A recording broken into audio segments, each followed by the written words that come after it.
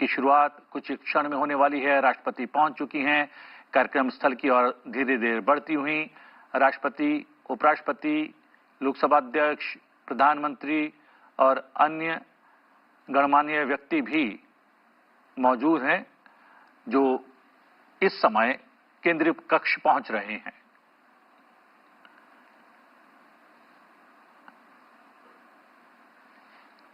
जी हां, संविधान अंगीकार करने के 75 वर्ष की ऐतिहासिक यात्रा, और इस ऐतिहासिक यात्रा को सेलिब्रेट करेंगे आज केंद्रीय कक्ष में। संविधान सदन का केंद्रीय कक्ष ये वही केंद्रीय कक्ष है जो संविधान निर्माण का भागीदार रहा और जिसने साक्षात्कार किया संविधान निर्माण का। राष्ट्रपति द्रौपदी मुर्मू, उपराष्ट्रपति जगदीप धनखड़, लोकसभा अध्यक्ष ओम बिरला, प्रधानमंत्री नरेंद्र मोदी, संसदीय कार्यमंत्री किरेन रिजिजू, सभासदों, महामहिम राष्ट्रपति जी,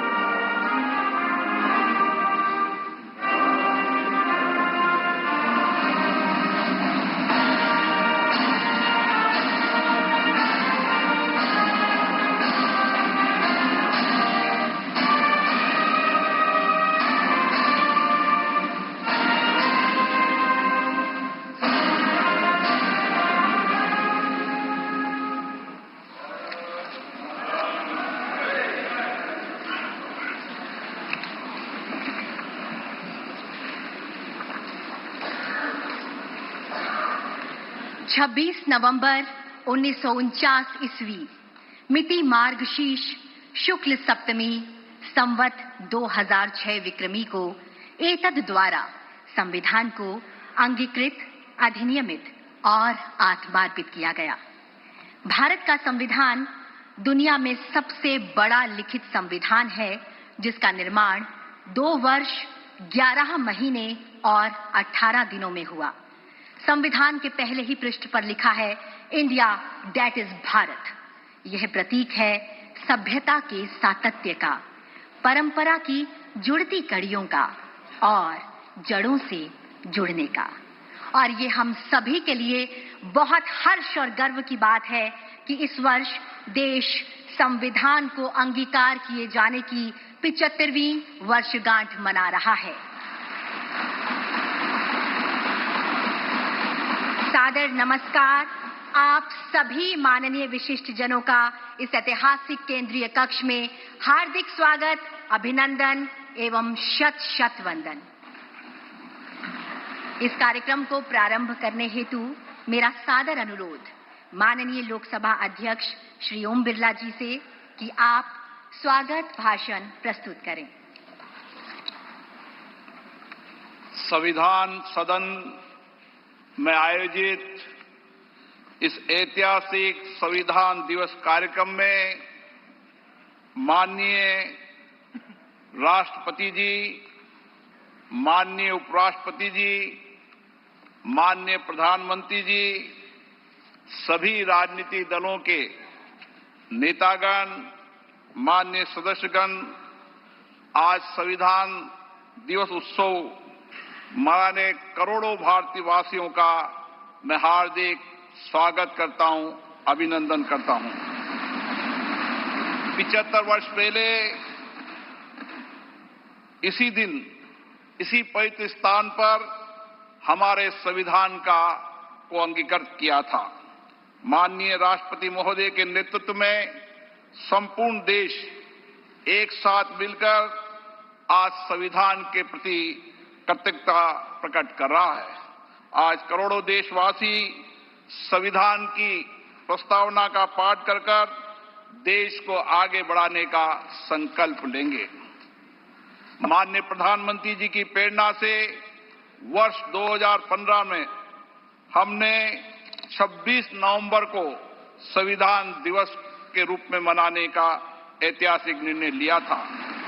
हमारा संविधान हमारे मनुष्यों की वर्षों की तप, त्याग, विद्वता, सामर्थ्य और क्षमता का परिणाम है। इसी केंद्रीय कक्ष में लगभग 3 वर्षों के कठिन परिश्रम के बाद उन्होंने देश की भौगोलिक और सामाजिक विविधताओं को एक सूत्र में बांधने वाला संविधान बनाया। संविधान सभा में अलग अलग विचारधारा के लोग सदस्य थे। इसके बावजूद भी उन्होंने एक एक अनुच्छेद पर विचार किया, मंथन किया, पूरी गरिमा और मर्यादा से अपनी सहमति असहमति व्यक्त करते हुए संविधान की रचना की। सार्थक एवं गरिमापूर्ण संवाद की इस उत्कृष्ट परंपरा को हमें अपने सदनों में भी अपनाना चाहिए। हमारा संविधान देश में सामाजिक आर्थिक बदलाव का सुधार रहा है। कर्तव्य काल में हम सामूहिक प्रयासों से विकसित भारत की और मजबूती से आगे बढ़ रहे हैं। इन 75 वर्षों में हमारी संसद के माध्यम से आम जनता के जीवन में सामाजिक आर्थिक परिवर्तन लाए गए हैं, जिससे लोकतंत्र में जनता की आस्था मजबूत हुई है। संविधान ने हमारे तीनों लोकतंत्र के स्तंभों विधायिका, कार्यपालिका और न्यायपालिका को आपसी समन्वय के साथ सुचारू रूप से कार्य करने की व्यवस्था दी है। इन 75 वर्षों में इन तीनों अंगों ने श्रेष्ठता से कार्य करते हुए देश के समग्र विकास में अपनी भूमिका निभाई है। बाबा साहब अंबेडकर जी ने कहा था, हमारा संविधान एक ऐसा दस्तावेज होना चाहिए जो न केवल हमारे देश की स्वतंत्रता और समानता की रक्षा करे, बल्कि हमारे देश के लोगों को एक साथ लाने में भी मदद करे। हमें बाबा साहब अंबेडकर जी के इन्हीं शब्दों से हमारे महान संविधान निर्माताओं के भारतीय समाज के प्रति दृष्टिकोण को समझना चाहिए। हमारा संविधान वसुधैव कुटुंबकम यानी संपूर्ण विश्व एक परिवार है के सिद्धांत का अनुसरण करने की प्रेरणा देता है। संवैधानिक मूल्यों के प्रति हमारी गहरी प्रतिबद्धता है। विश्व पटल पर इसी कारण भारत की छवि बहुत मजबूत हुई है। मैं सभी माननीय सांसदों से आग्रह करूंगा कि वह अपने अपने क्षेत्रों में संविधान के अंगीकार होने के 75 वर्ष को जनता की सहभागिता के साथ एक उत्सव के रूप में मनाए, जिससे राष्ट्र प्रथम की भावना और अधिक सुदृढ़ हो। जय हिंद। धन्यवाद मान्यवर। माननीय विशिष्टगण, भारत दुनिया का सबसे बड़ा लोकतंत्र है और संविधान हमारा ग्रंथ है। आइए अब भारत के संविधान की महिमा पर आधारित एक फिल्म के माध्यम से जाने संविधान के निर्माण की इस ऐतिहासिक यात्रा और गौरवशाली सफर को।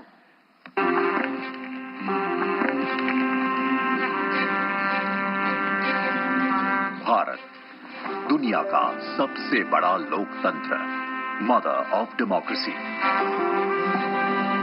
कई शताब्दियों की गुलामी के बाद जब देश नई शुरुआत के लिए खड़ा था, तो उसकी राह में पथ प्रदर्शक बना हमारा संविधान।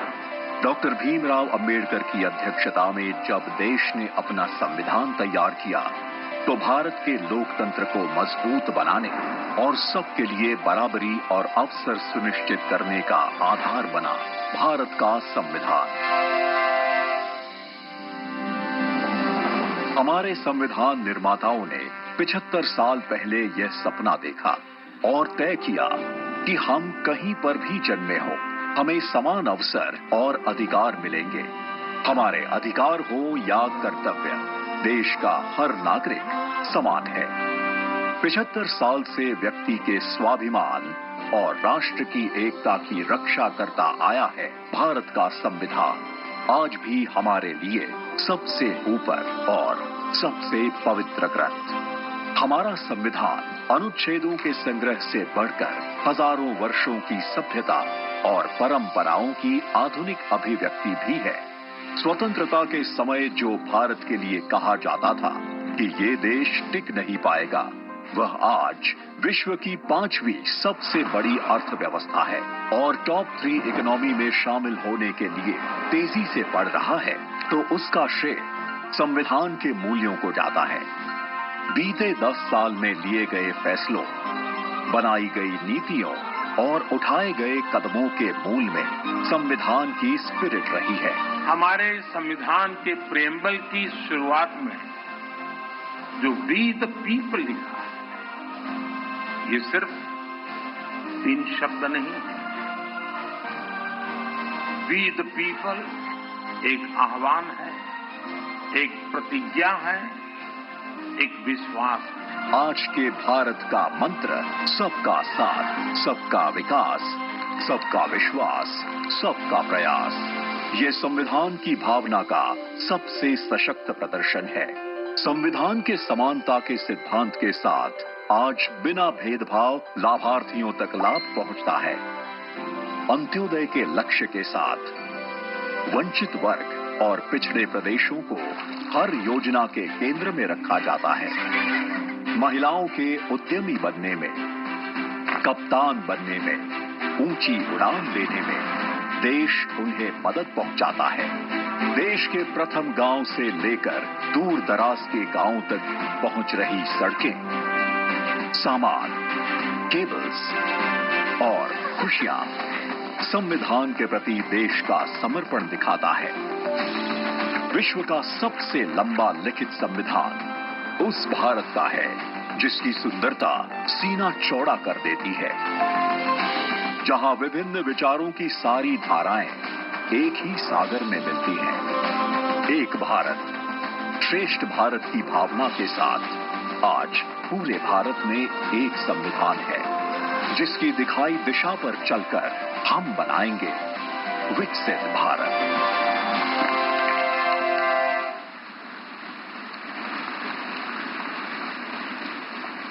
और अब मेरा विनम्र आग्रह है भारत के माननीय उपराष्ट्रपति जी और राज्यसभा के सभापति श्री जगदीप धनखड़ जी से कि आप विशिष्ट सभा को संबोधित करें।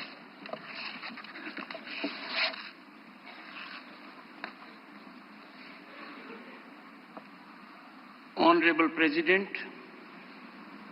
Honorable Prime Minister, Speaker Lok Sabha, Deputy Chairman Rajya Sabha, Leader of the House in Rajya Sabha, Leader of Opposition in Rajya Sabha, Leader of Opposition in Lok Sabha, Minister of Parliamentary Affairs, distinguished members of Parliament and fellow citizens. This momentous day marks a historic milestone as we celebrate 75 years since Bharat adopted its constitution, a remarkable achievement for the world's largest and most dynamic democracy. Our nation thrives with remarkable economic growth, robust infrastructure, widespread digital adoption, all getting international recognition and accolades. These achievements are vindication that our Constitution has effectively anchored Indian democracy. Honorable members, this is an occasion to reflect on our Constitution's core values and reaffirm our dedication to its guiding principles.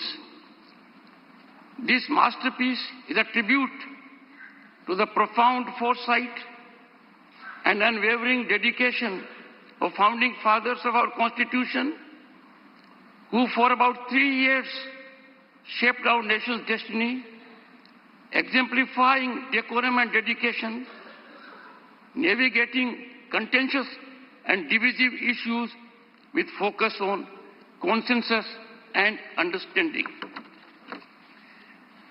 Honorable members, in contemporaneous times, with decorum and discipline cliffhanging in parliamentary discourse, this day we need to resolve by reiterating pristine glory of our Constituent Assembly embellished functioning.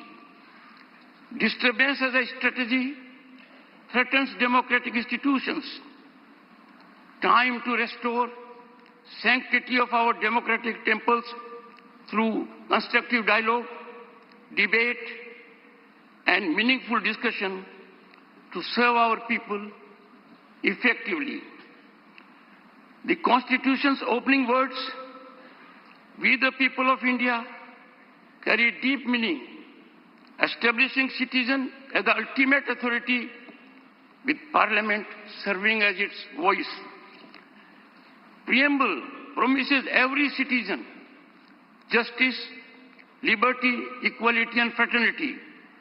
It is our North Star when it comes to fructifying people's aspirations and lighthouse in challenging and daunting situations. Honorable members, our Constitution assures fundamental rights and ordains fundamental duties. These define informed citizenship, reflecting Dr. Ambedkar's caution that internal conflicts, more than external threat, endanger democracy. Time for us to fully commit to our fundamental duties, protecting national sovereignty, fostering unity, prioritizing national interests, and safeguarding our environment. We must always put our nation first. We need to be on guard as never before. These commitments are crucial for achieving our vision of Viksit Bharat at 2047, a nation that exemplifies progress and inclusion. Honorable members, Nari Shakti Vandan Adhiniyam affords constitutional assurance to 1/3 women representation in Parliament and state legislatures, and showcases our constitutional adaptability to create a just and equitable society. This example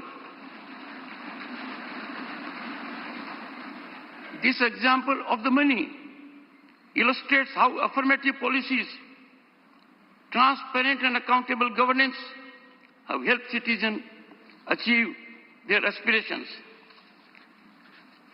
Honorable members, India's Constitution stands unique as the world's longest and only illustrated Constitution, featuring artwork that depicts 5,000 years of our civilizational journey. Our Constitution ingeniously establishes democracy's 3 pillars: the legislature, the executive, and the judiciary, each with defined role. Democracy is best nurtured with its constitutional institutions being in sync, tandem, and togetherness, adhering to their jurisdictional area. In functioning of these organs of the state, domain exclusivity is quintessence to making optimal contributions in steering Bharat towards unprecedented heights of prosperity and equity. Honorable members, evolution of a structured interactive mechanism amongst those at the helm of these institutions would bring greater convergence in serving the nation. It is constitutional ordainment that the Parliament, after shaping legislation, must also ensure legislation trajectory in right direction. As guardians of democracy, we bear the sacred duty to honor our citizens' rights, aspirations, and ceaselessly pursue their dreams by making optimal contributions inspired by national welfare and public interest. It is for this that June 25 is now set to be celebrated every year, reminding us of the emergency, the darkest period when fundamental rights of citizens were suspended, people were detained without any reason, and civil rights were violated. Honorable members, all citizens, particularly members of Parliament, must amplify our nation's resonance on the world stage. May this honored chamber resonate with democratic wisdom, maintaining the bond between citizens and their elected representatives.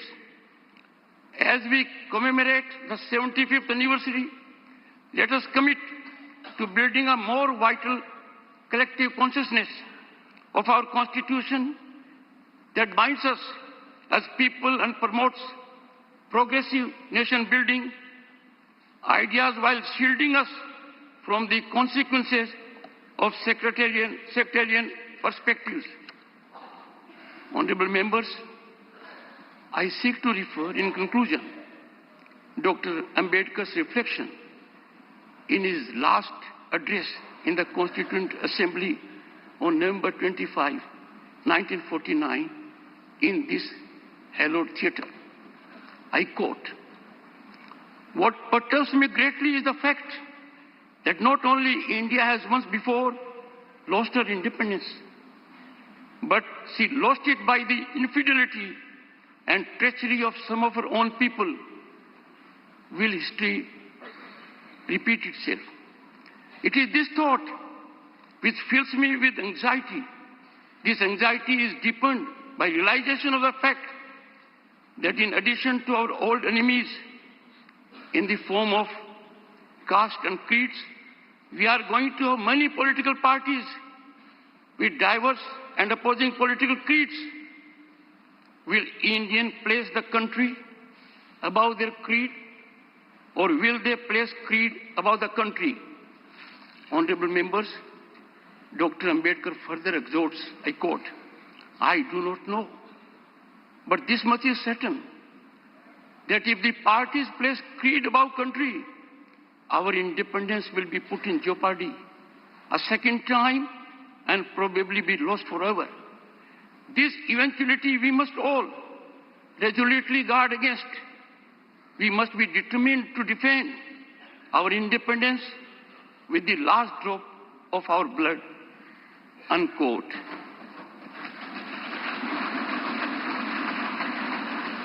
Honorable members, I too conclude on this note with appeal to heed wise counsel emanating from the father of the Indian Constitution. Jai Hind, Jai Bharat. बहुत बहुत धन्यवाद माननीय उपराष्ट्रपति जी। निश्चित रूप से आज का यह ऐतिहासिक दिन हमारे संविधान की महिमा और उसकी लोकतांत्रिक भावना का प्रतीक है। अब मेरा सादर अनुरोध माननीय राष्ट्रपति जी से कि इस शुभ अवसर पर आप एक विशेष स्मारक सिक्का इसका विमोचन करने की कृपा करें।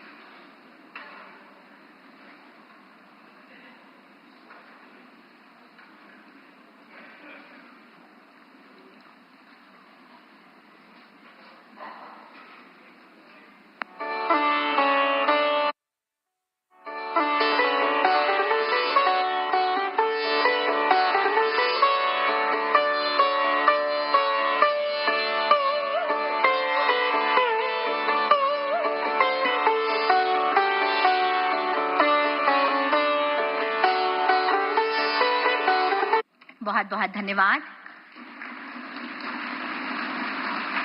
अब मेरा आपसे पुनः अनुरोध कि हमारे संविधान की ऐतिहासिक यात्रा और उसकी गौरवशाली विरासत को चिरस्थायी करने के लिए आज एक विशेष डाक टिकट का विमोचन करने की कृपा करें।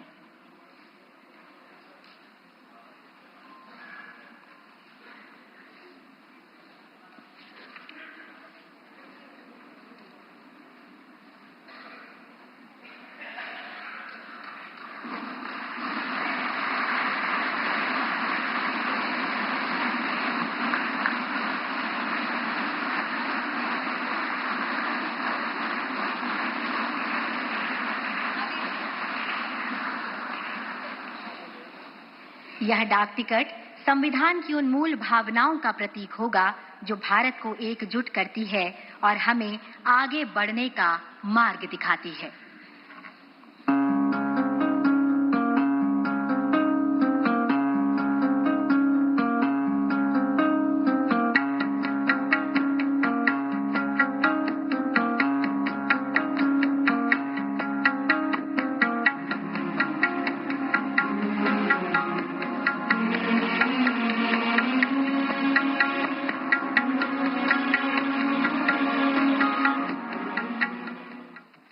माननीय विशिष्टगण,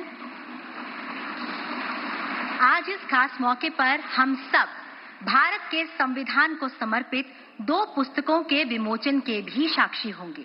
अतः माननीय राष्ट्रपति जी, आपसे सादर अनुरोध, कृपया इन पुस्तकों का विमोचन करने की कृपा करें।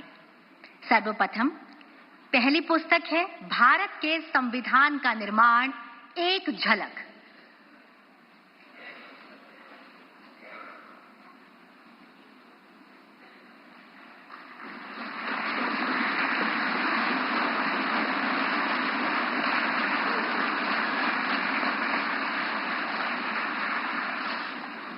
इसी के साथ दूसरी पुस्तक है भारत के संविधान का निर्माण और इसकी गौरवशाली यात्रा।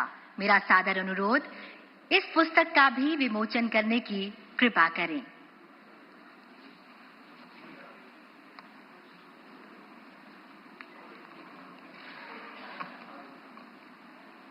ये दोनों पुस्तकें अंग्रेजी और हिंदी दोनों ही भाषाओं में उपलब्ध हैं।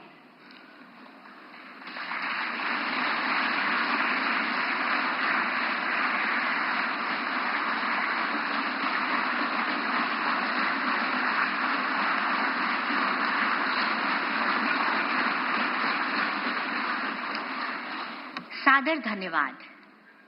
संविधान में अंकित चित्रों से भारत का अंतर्मन झांकता है। अतीत की हमारी गहरी जड़ें, समृद्ध विरासत, ज्ञान का व्यापक विस्तार और सभ्यता का सुंदर स्वरूप इन चित्रों के माध्यम से सामने आता है। संस्कृति, परंपरा की वे गहरी कड़ी आज भी अक्षुण्ण है, उतनी ही जीवंत है, उतनी ही प्रेरणादायी भी। अतः आपसे सादर अनुरोध, भारत के संविधान की कला को समर्पित पुस्तिका का विमोचन करने की कृपा करें।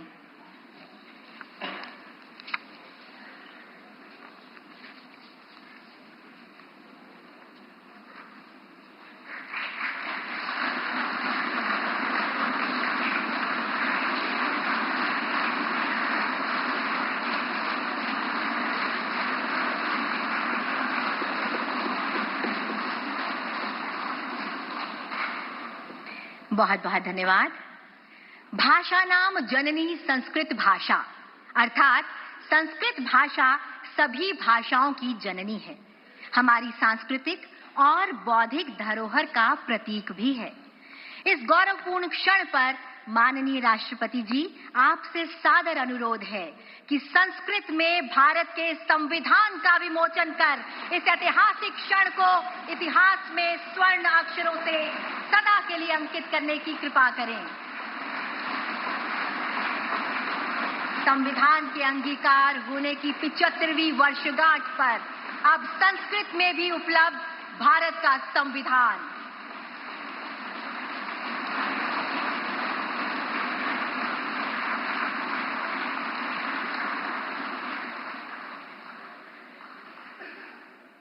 धन्यवाद।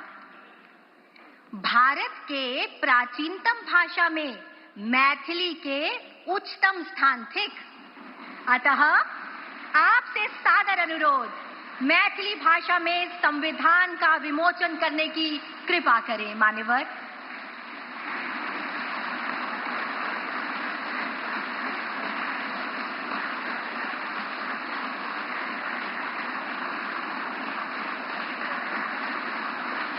भारत की सभी भाषाओं का सम्मान और मैथिली में संविधान का विमोचन, निश्चित रूप से ये पल गौरवशाली है हम सभी के लिए। बहुत बहुत धन्यवाद मान्यवर। आप सभी माननीय विशिष्ट जनों की जानकारी अनुसार ये सभी पब्लिकेशंस लोकसभा पब्लिकेशन काउंटर पर उपलब्ध होंगी, जिनकी सूचना आप सभी को बुलेटिन के द्वारा जारी कर दी जाएगी।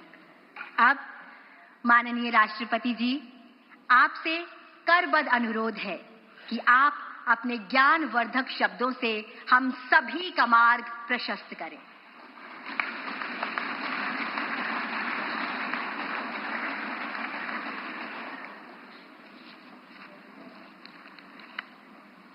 भारत के माननीय उपराष्ट्रपति श्री जगदीप धनखड़ जी, प्रधानमंत्री श्री नरेंद्र मोदी जी, लोकसभा अध्यक्ष श्री ओम बिरला जी, राज्यसभा के उपसभापति श्री हरिवंश जी, राज्यसभा में सदन के नेता श्री जगत प्रसाद नाडा जी, राज्यसभा में विपक्ष नेता श्री मल्लिकार्जुन खड़गे जी, संसदीय कार्य मंत्री श्री किरेन रिजिजू जी, लोकसभा में विपक्ष नेता श्री राहुल गांधी जी, माननीय सांसदगण और प्यारे देशवासी, संविधान दिवस के पावन अवसर पर आप सभी के बीच आकर मुझे हार्दिक प्रसन्नता हो रही।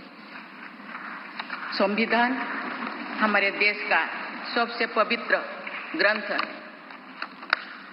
आज हम सब एक ऐतिहासिक अवसर के भागीदार भी बन गए हैं और साक्षी भी।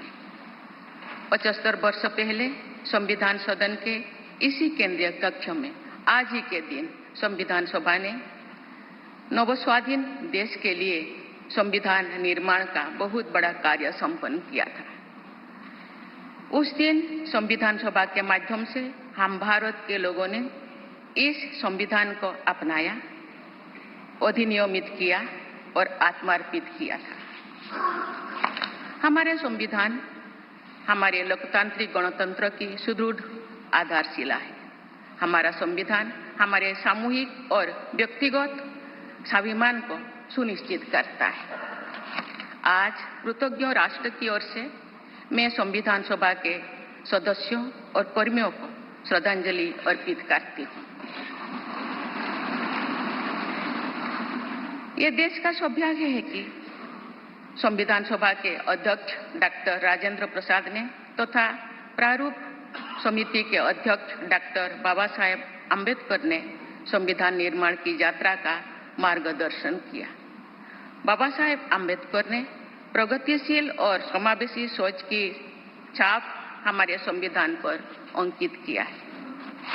संविधान सभा में बाबा साहेब के ऐतिहासिक संबंधों से ये तथ्य स्पष्ट होता है कि भारत लोकतंत्र की जननी है। अपने लोकतंत्र पर गौरव की इसी भावना के साथ आज हम सब इस विशेष अवसर पर एकत्र हुए। ये अवसर संविधान सभा की 15 महिला सदस्यों के योगदान को स्मरण करने का भी है। हमें उन अधिकारियों के अमूल्य योगदान को भी याद रखना चाहिए जिन्होंने नेपथ्य में रहकर काम किया। उनकी कार्यनिष्ठा ने संविधान निर्माण की प्रक्रिया को सुचारू रूप से आगे बढ़ाया। उनमें प्रमुख भूमिका श्री BN राव की थी, जो संविधान सभा के संवैधानिक सलाहकार थे। मैं संविधान सभा के सचिव श्री HBR अंगगर, संयुक्त सचिव श्री SN मुखर्जी और उप सचिव श्री जुगल किशोर खन्ना को भी उल्लेख करना चाहूंगी। माननीय सांसदगण, स्वतंत्रता के 75 वर्ष पूर्ण होने पर मैं सभी देशवासियों ने आजादी का अमृत महोत्सव मनाया। आगामी 26 जनवरी को हम अपने गणतंत्र की 75वें वर्षगांठ मनाएंगे। इस तरह के समारोह हमें अब तक की यात्रा का अवलोकन करने और आगे की यात्रा की बेहतर योजना बनाने के अवसर प्रदान करते हैं। ऐसे समारोह हमारी एकता को मजबूत बताने की तथा ये दर्शाते हैं कि राष्ट्रीय लक्ष्यों को प्राप्त करने के प्रयासों में हम सब एक साथ हैं। हमारे स्वाधीनता संग्राम के दौरान अनेक महान विभूतियों ने हमारे राष्ट्रीय आदर्शों को रेखांकित किया था। हमारी संविधान सभा में हमारे देश की विविधता को अभिव्यक्ति मिली थी। संविधान सभा में सभी प्रांतों और क्षेत्र के प्रतिनिधियों की उपस्थिति से अखिल भारतीय चेतना को शोर मिला था।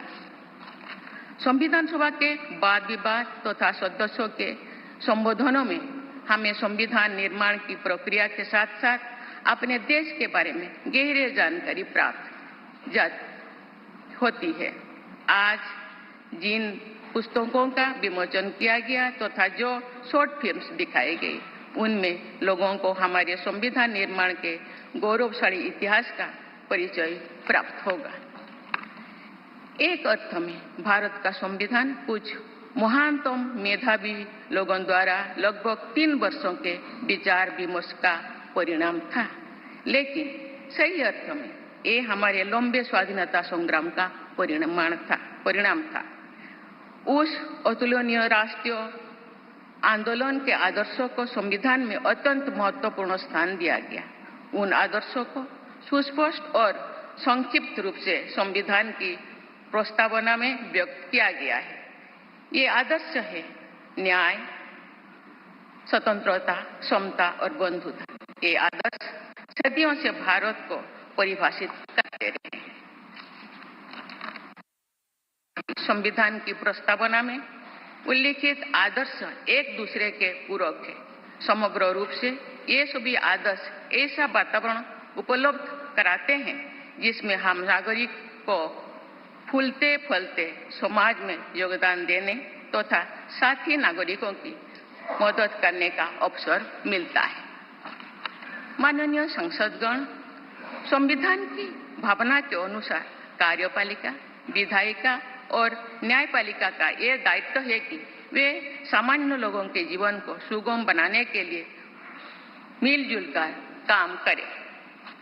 संसद द्वारा पारित किए गए अनेक अधिनियमों से जन आकांक्षाओं को अभिव्यक्ति मिली है। देश के आर्थिक एकीकरण के लिए स्वतंत्रता के बाद का सबसे बड़ा टैक्स सुधार गुड्स एंड सर्विसेज टैक्स को के रूप में किया गया है। वर्ष 2018 में राष्ट्रीय पिछड़ा वर्ग आयोग को संवैधानिक दर्जा प्रदान किया गया है। वुमेन लेड डेवलपमेंट की सोच को यथार्थ रूप देना सामाजिक न्याय के संवैधानिक आदर्शों को प्राप्त करने के लिए अनिवार्य है। नारी शक्ति बंधन अधिनियम द्वारा हमारे लोकतंत्र में महिला सशक्तिकरण के एक नए युग की शुरुआत की गई है। दंड के स्थान पर न्याय तथा अपराध के स्थान पर सुरक्षा की भावना पर आधारित भारतीय न्याय संहिता, भारतीय नागरिक सुरक्षा संहिता और भारतीय साक्ष्य अधिनियम को पारित करके सांसदों ने आधुनिक सोच को अपनाने का प्रभावशाली परिचय दिया है। ऐसे अनेक अधिनियमों को पारित करने के लिए मैं सभी सांसदों की सराहना करती हूँ। पिछले कुछ वर्षों के दौरान सरकार ने समाज के सभी वर्गों, विशेषकर कमजोर वर्गों के लोगों के विकास के लिए अनेक कदम उठाए हैं। ऐसे निर्णयों से लोगों का जीवन बेहतर हुआ है तथा उन्हें प्रगति के नए अवसर मिल रहे हैं। गरीब लोगों का अपना पक्का घर मिल रहा है, बिजली, पानी, सड़क की सुविधा मिल रही है, खाद्य सुरक्षा और चिकित्सा सेवाएं मिल रही है। देश में बड़े पैमाने पर विश्व स्तर का इंफ्रास्ट्रक्चर बनाया जा रहा है। समग्र और समावेशी विकास के ऐसे अनेक प्रयास हमारे संवैधानिक आदर्शों को आगे बढ़ाते हैं। इस प्रयासों के लिए मैं सरकार की सराहना करती हूँ। उच्चतम न्यायालय के प्रयासों से देश की न्यायपालिका हमारे न्याय प्रणाली को और अधिक प्रभावी बनाने के लिए अनेक प्रयास कर रही है। न्यायपालिका विचाराधीन कैदियों को और जेल सुधार के विषयों पर भी कार्यरत है। हमारे देश में मूलभूत अधिकारों का दायरा समय के साथ विस्तृत होता रहा है। अपेक्षाकृत कम साधन संपन्न लोगों को कानूनी सहायता प्रदान करने के संवैधानिक निर्देश प्रति जागरूकता और सक्रियता बढ़ रही है। माननीय सांसदगण, कार्यपालिका, विधायिका और न्यायपालिका के साथ साथ सभी देशवासियों की सक्रिय भागीदारी से हमारे संवैधानिक आदर्शों को शक्ति मिलती है।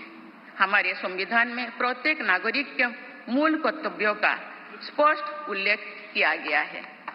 भारत की एकता और अखंडता की रक्षा करना, समाज में समरसता की भावना का निर्माण करना, महिलाओं के सम्मान को सुनिश्चित करना, पर्यावरण की रक्षा करना, वैज्ञानिक दृष्टिकोण को अपनाना, सार्वजनिक संपत्ति की सुरक्षा करना तथा राष्ट्र को उपलब्धियों की नई ऊंचाई तक ले जाना नागरिकों के मूल कर्तव्यों में शामिल है। हमारा संविधान एक जीवंत और प्रगतिशील दस्तावेज है। बदलते समय की मांग के अनुसार नए विचारों को अपनाने की व्यवस्था हमारे दूरदर्शी संविधान निर्माताओं ने बनाए थे। हमने संविधान के माध्यम से सामाजिक न्याय और समावेशी विकास के अनेक बड़े लक्ष्यों को प्राप्त किया है। नई सोच के साथ हम भारत को विश्व समुदाय में नई पहचान दिला रहे हैं। हमारे संविधान निर्माताओं ने भारत को अंतर्राष्ट्रीय शांति और सुरक्षा को मजबूत बनाने में महत्वपूर्ण भूमिका निभाने का निर्देश दिया है। आज एक अग्रणी अर्थव्यवस्था होने के साथ साथ हमारा देश विश्व बंधु के रूप में ये भूमिका बेखूबी निभा रहे हैं। समुदाय में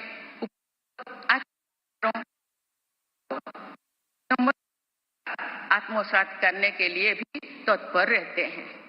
देश की जरूरतों के मुताबिक उत्कृष्ट विचारों और पद्धतियों को अपनाने की इसी भावना का उदाहरण हमारे संविधान निर्माता दूरदर्शी सदस्यों ने हमें एक प्रेरणादायक संविधान दिया जो अन्य देशों के लिए भी एक आदर्श साबित हुआ है।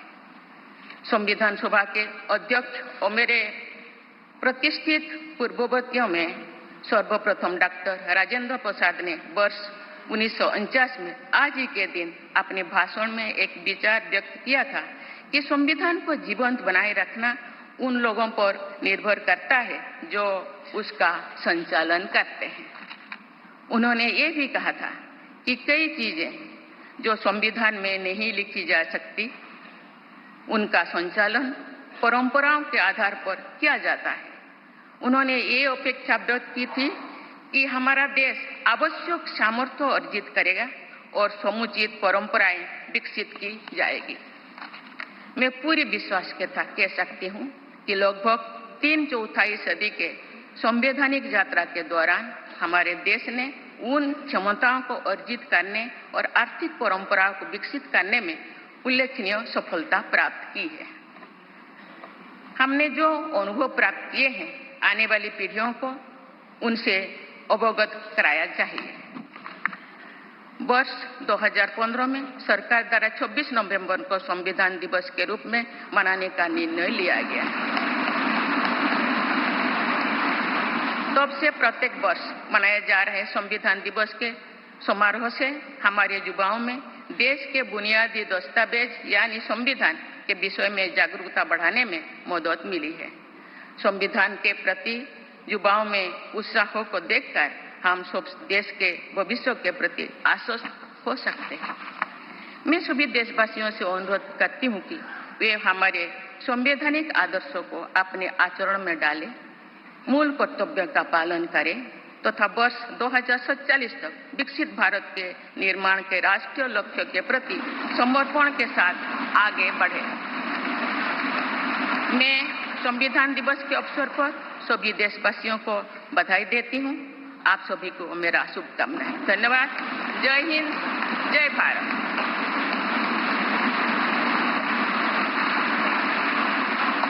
माननीय राष्ट्रपति जी, बहुत बहुत धन्यवाद।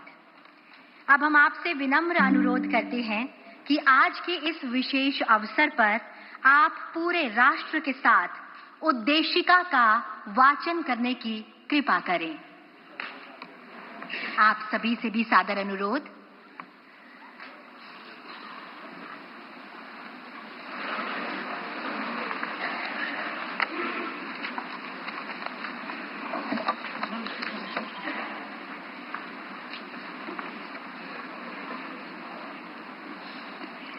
हम भारत के लोग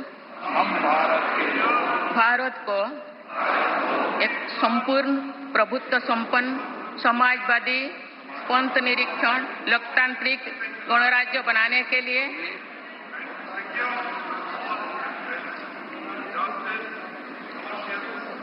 तथा उसके समस्त नागरिकों को सामाजिक, आर्थिक और राजनैतिक न्याय, विचार, अभिव्यक्ति, विश्वास, धर्म और उपासना की स्वतंत्रता,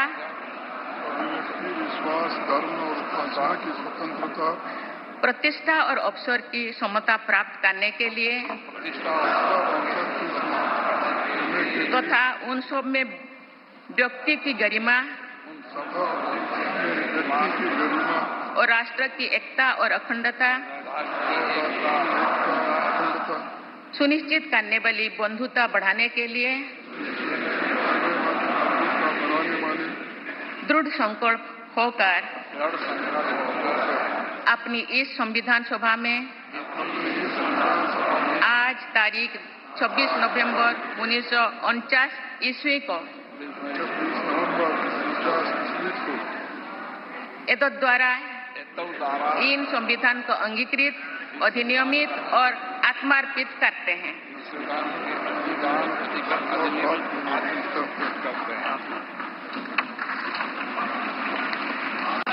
और अब राष्ट्रगान।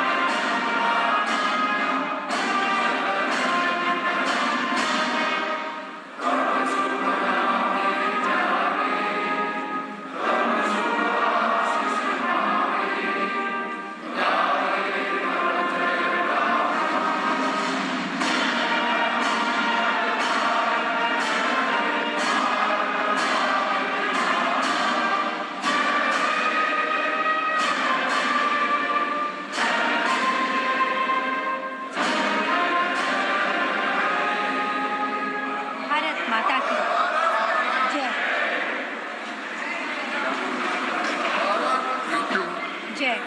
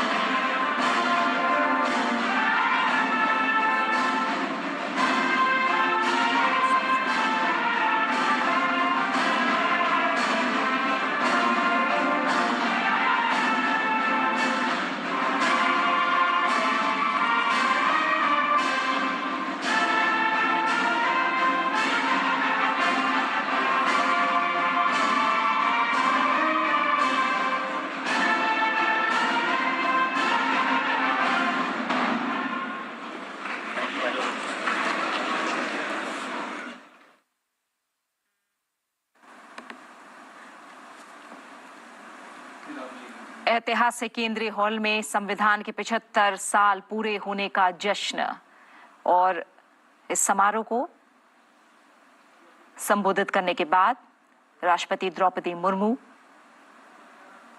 हम सीधी तस्वीरें इस समय देख रहे हैं संसद भवन परिसर से। उपराष्ट्रपति जगदीप धनखड़, प्रधानमंत्री नरेंद्र मोदी, लोकसभा अध्यक्ष ओम बिरला, संसदीय कार्य मंत्री तस्वीरों में हम देख पा रहे हैं।